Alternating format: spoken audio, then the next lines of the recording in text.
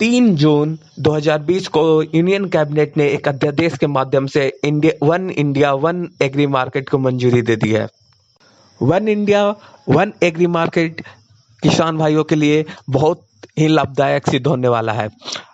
आमतौर पर किसानों को अपने उपज को एपीएमसी मंडी में ही बेचना होता है, ऐसा कानूनी प्रावधान है। परंतु अब इस लॉ के लागू हो जाने के बाद, यानी कि one India one agri market के लागू हो जाने के बाद, हमारे किसान भाई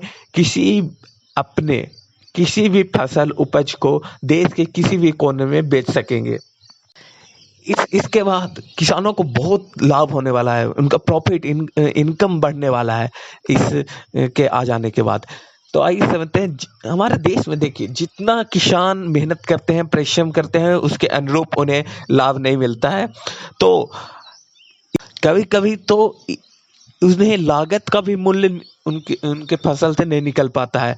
इसका मेन कारण क्या है? तो वो है हमारे गवर्नमेंट की पॉलिसी।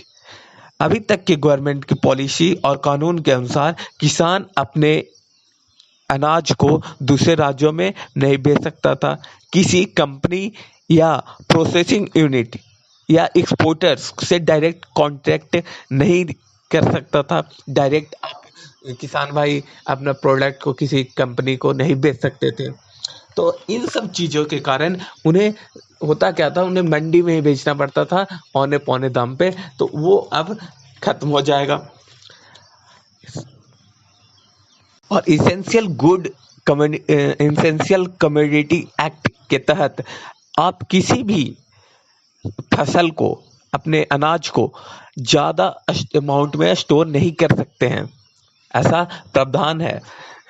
यानी किसान जब धान या गेहूं या रबी या खरीफ जब काटता है, जब काटने के बाद उसके पास स्टोरिंग फैसिलिटी नहीं है, उसको जमा करके रखने की फैसिलिटी नहीं है, और कानूनी ये अलाउ भी नहीं किया गया है कि आप स्टोर करके रखें। तो इसके कारण क्या हो रहा है कि हमारे किसान भाई को काटने के बाद, हार्वेस्टिंग करने के बाद उसको तुरंत मंडी में बेचना पड़ता था।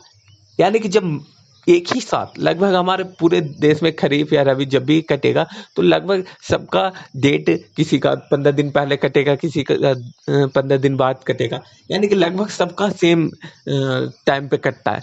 तो जब ये एक साथ मंडी में, मार्केट में आएगा, तो ऑटोमेटिक है कि इसका दाम कम मिलेगा।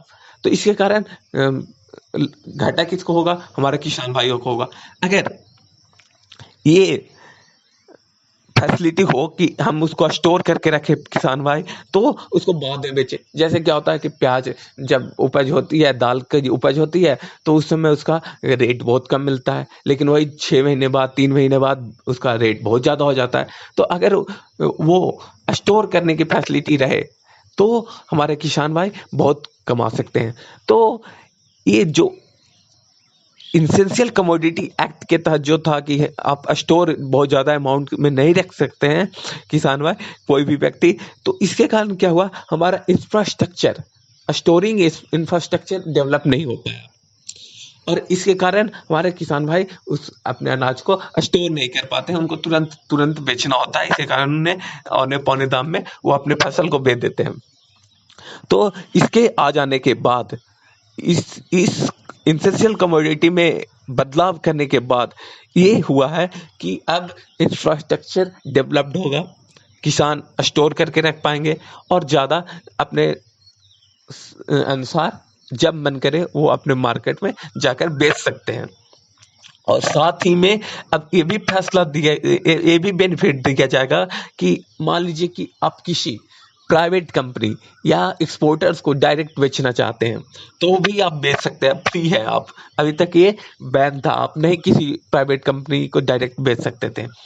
यानी कि मान लीजिए कि आपके एरिया में एक पतंजलि कंपनी है, जिसे को आटा चाहिए, एलोवेरा चाहिए, आंवला चाहिए, तो अब किसान भाई डायरेक्ट कॉन्ट्रैक्ट ले सकते हैं और बोलेंगे कि हम आपको इतना प्रोडक्ट, इतना अपना उपज देंगे। यानी इसके जो डर था कि हम इतना अगर प्रोडक्शन कर देंगे तो कौन खरीदेगा, कितना में बिकेगा, तो ये दूर हो जाएगा। पहले ही कॉन्ट्रैक्ट करके रेट अमाउंट फिक्स कर सकते हैं, जिससे किसान का इनकम बढ़ेगा और वो डर भी दूर हो जाएगा। और साथ ही में एक चीज़ और इसके साथ ऐड किया गया है कि किसान भाई अगर लोन लेते हैं और किसी कारणवश उसे चुका नहीं पाते हैं, तो उस कंडीशन में उनको खेत को बीच में, उस केस के बीच में नहीं लाया जाएगा, यानी कि वो अपना खेती करते रहेंगे और साथ में केस चलता रहेगा। तो कुछ इस तरह मौजूदा सरकार ने बहुत बड़ा कदम और या प्रयास किया है, जिससे कि किसानों के इनकम डबल करने के लक्ष्य में मोदी सरकार को मदद मिल सकती है, और किसान वर्गों को भी कमर्शियल वे में, एक कमर्शियल रूप में मार्केट में आने का मौका मिलेगा और बहुत ज़्यादा